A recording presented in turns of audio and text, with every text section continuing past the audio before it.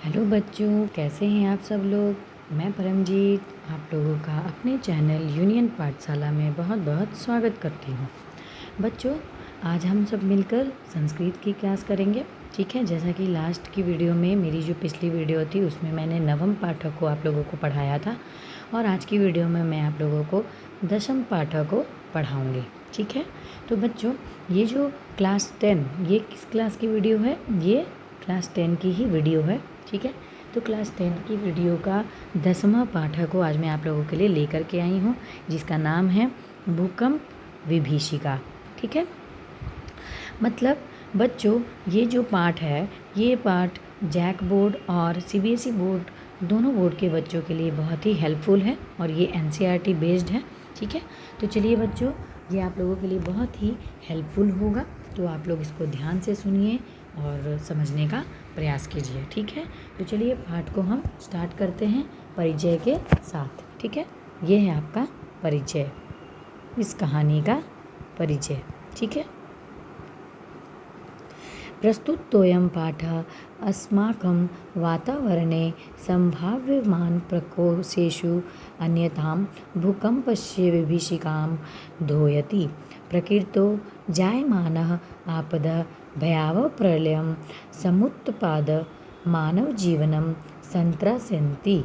ताभिः प्राणिनां सुखमयं जीवनं दुःखमयं सञ्जायते। एतासु प्रमुखा सन्ति झंझावत, भूकंपनम, जलोप्लवः, अतिवृष्टि, अनावृष्टि, शिलास्खलनम, भूभिदारणं, ज्वालामुखविस्फोटदायः। अत्र पाठे भूकंपविषये चिन्तनं विहितं, यत् आपातकाले विपन्नतानां तद्वक्ता साहसेन यत्नं कुर्मः चेत् दारुणविभीषिकया संरक्षिता भवामः। बच्चों, हमारे बच्चों, इस पाठ का जो परिचय है उसमें कहा जा रहा है कि हमारे वातावरण में भौतिक सुख साधनों के साथ साथ अनेक आपदाएं भी लगी रहती हैं, है ना। जैसे प्राकृतिक आपदाएं जीवन को अस्त व्यस्त कर देती हैं, है ना।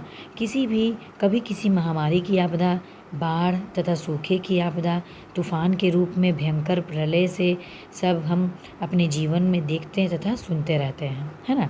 भूकंप में भी ऐसी आपदा है जिस पर यहाँ दृष्टिपात किया गया है। इस पाठ के माध्यम से ये बताया गया है कि किसी भी आपदा में बिना किसी घबराहट के हिम्मत के साथ किस प्रकार हम अपनी सुरक्षा स्वयं कर सकते हैं।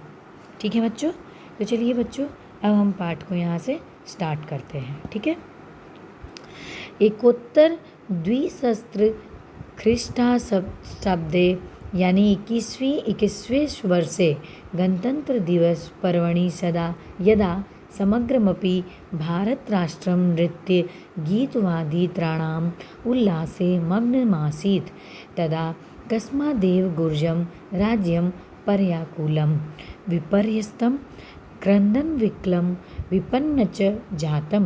भूकंपस्य दारुणविभीषिका समस्तमपि गुर्जक्षेत्रं विशेषेण च कच्छजनपदं ध्वंसावशेषेषु परिवर्तितवती।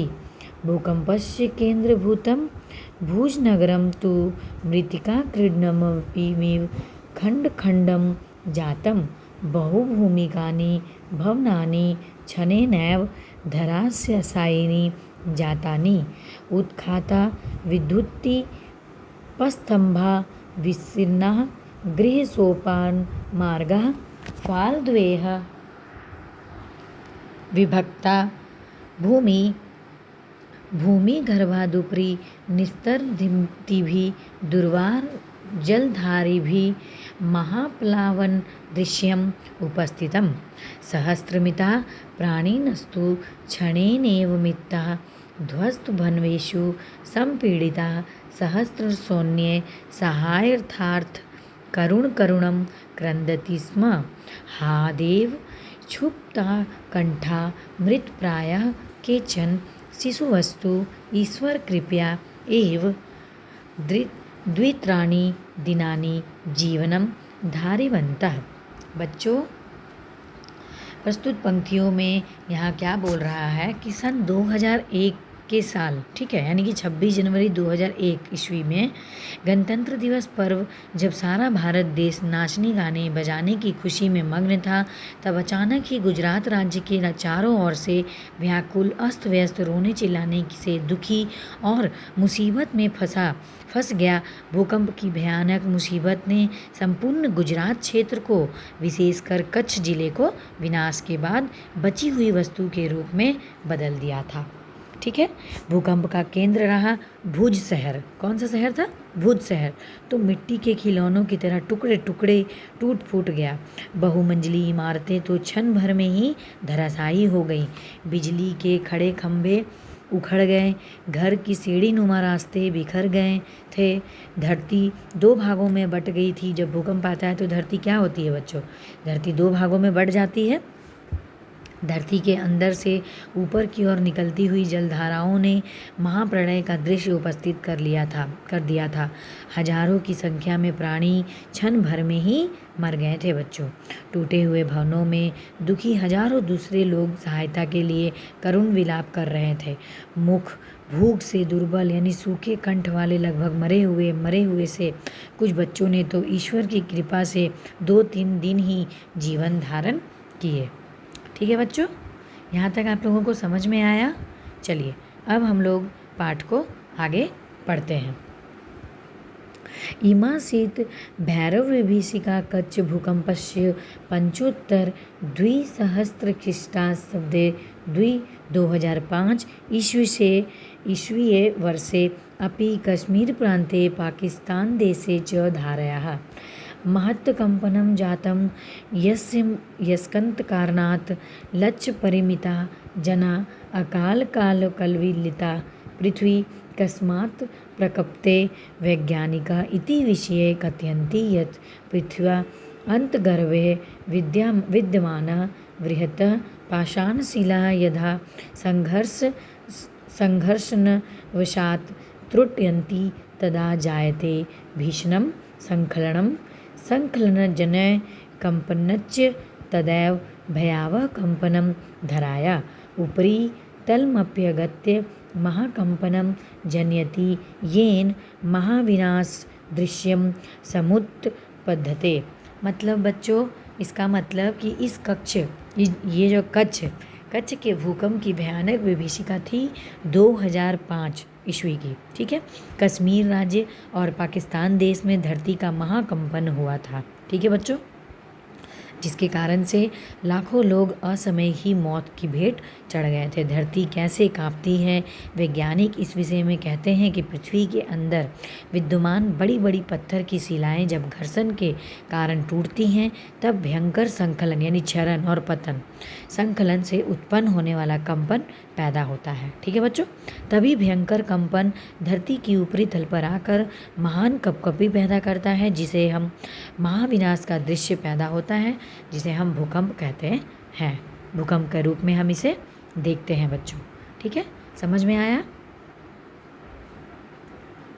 चलिए अब देखते हैं क्या है कि ज्वालामुख पर्वतनाम विस्फोटनैरपि भूकंपो जायत इति कथयन्ति भूकंप विशेषज्ञाः पृथ्व्याः गर्भे विद्वानो ग्नियर्दा खनिजमृति काशिला दिष्टकञ्च कवन्द्यति तदा तत्सममेव लावारस्ताम् उपत्य दुर्वादगत्या धरां पर्वतं वा विद्दार बहिर्निष्क्रम्यति धूम भस्मावृतं जायते तदा गगनं सेल्सियस् तापमात्राया 8 तामुपगतोऽयं लावासर्षो यदा नदीवेगेन प्रवहति तदा पाश्चात्यस्थग्रामनगराणि वा तदुदरे क्षणेनैव समाविशन्ति निहन्त्यते च विविशः प्राणिनः ज्वालामुखी मुन्दरन्त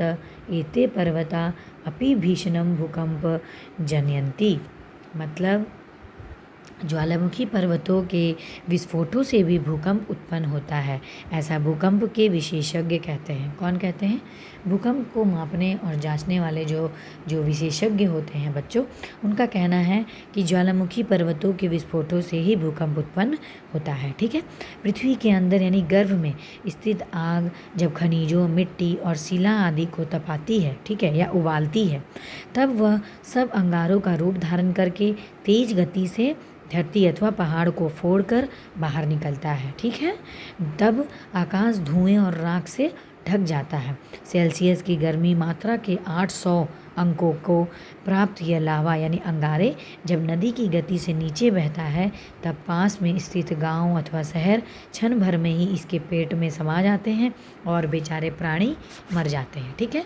ज्वालाओं को उगलते हुए ये पहाड़ भी भयानक भूकंप को पैदा करते हैं। ठीक है। समझ में आया? यद्यपि देवः प्रकोपो भूकंपो नाम तस्योपशमनस्य न कोऽपि स्थिरोपायो दृश्यते।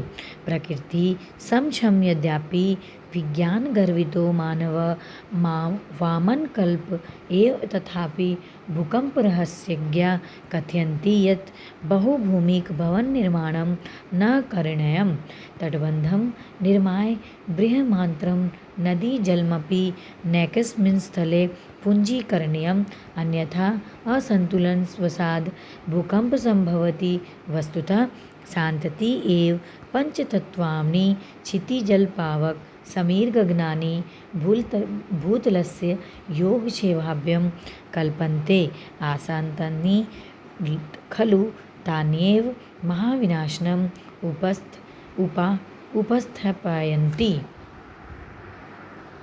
बच्चों, इसके बाद क्या बोल रहा है कि जबकि भूकंप दैवीय प्राकृतिक प्रकोप है, ठीक है, मुसीबत है, अतः उसके निवारण यानी शांति को कोई स्थिर कारगर उपाय नहीं दिखाई देता। प्रकृति के सामने आज भी विज्ञान के ज्ञान से घमंडी मनुष्य बौने की तरह ही है।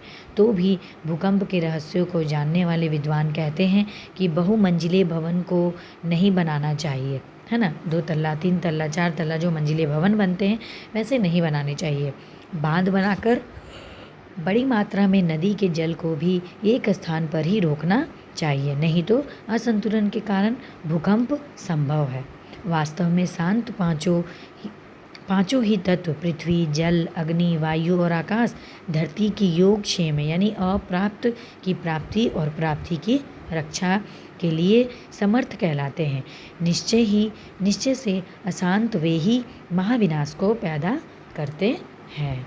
ठीक है बच्चों, आपका पाठ यहाँ समाप्त होता है, जिस पाठ का नाम है भूकंप विभीषिका। ठीक है।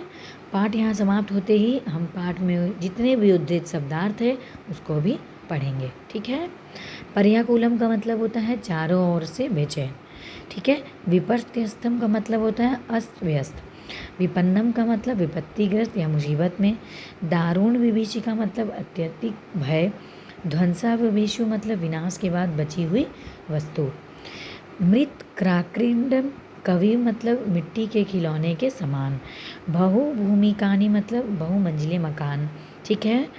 उत्खाता मतलब उखाड़े गए। विशीर्णा मतलब बिखर गए। फालद्वय मतलब 2 खंडों में। निश्चरस्तिम्भी मतलब निकलती हुई। दुर्वारह मतलब जिनको हटाना कठिन है। महाप्लावनम मतलब विशाल बाढ़। ठीक है। क्षुज्झा व कंठ मतलब भूख से दुर्बल कंठ वाले। ठीक है।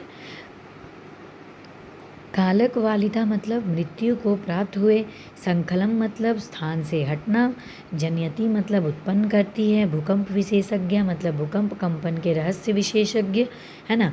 खनिजनम मतलब भूमि को खोदने से प्राप्त वस्तु। क्वथवती मतलब उबालती है या तपाती है। विदाय मतलब फाड़कर। पाश्चात्य ग्रामः मतलब समीप के गांव। उदरे मतलब पेट में। समाविशंति मतलब समा जाती है। उदीरंत मतलब प्रकट करते हैं। ठीक है। उपशमनस्य मतलब शांत करने का। वामन कल्प मतलब बौना। निर्माय मतलब बनाकर। पूंजीकरणीयम मतलब इकट्ठा करना चाहिए। योगक्षेमाभ्याम मतलब अपर्याप्त की प्राप्ति योग्य है या प्राप्त की रक्षा क्षेम है, उन दोनों के लिए। ठीक है बच्चों। बच्चों, इस पाठ का जितना भी शब्दार्थ था मैंने आपको यहाँ पूरा का पूरा शब्दार्थ करवा दिया है। आप इसे ध्यान से देखिएगा और समझिएगा। ठीक है बच्चों, आपको जो ये पाठ मैंने आज आप लोगों को पढ़ाया है वो भूकंप विभीषिका 10वां पाठ है, ये आप लोगों को कैसा लगा ये आप कमेंट में ज़रूर बताइएगा। और अगर आपको बच्चों वीडियो अच्छी लगी है तो वीडियो को आप लाइक करें, ज़्यादा से ज़्यादा शेयर करें, और अगर आप चैनल पर नए हैं बच्चों तो चैनल को सब्सक्राइब करना बिल्कुल भी ना भूलें। ठीक है बच्चों, आप लोगों का बहुत बहुत धन्यवाद देती हूँ। मैं परमजीत आप लोगों का बहुत बहुत शुक्रिया करती हूँ कि आप लोगों ने शुरू से लेकर अंत तक वीडियो को देखा और पढ़ा और समझने का प्रयास किया। तो आज की वीडियो में बच्चों इतना ही था अभी तक के लिए। बाय बाय बच्चों, टेक केयर।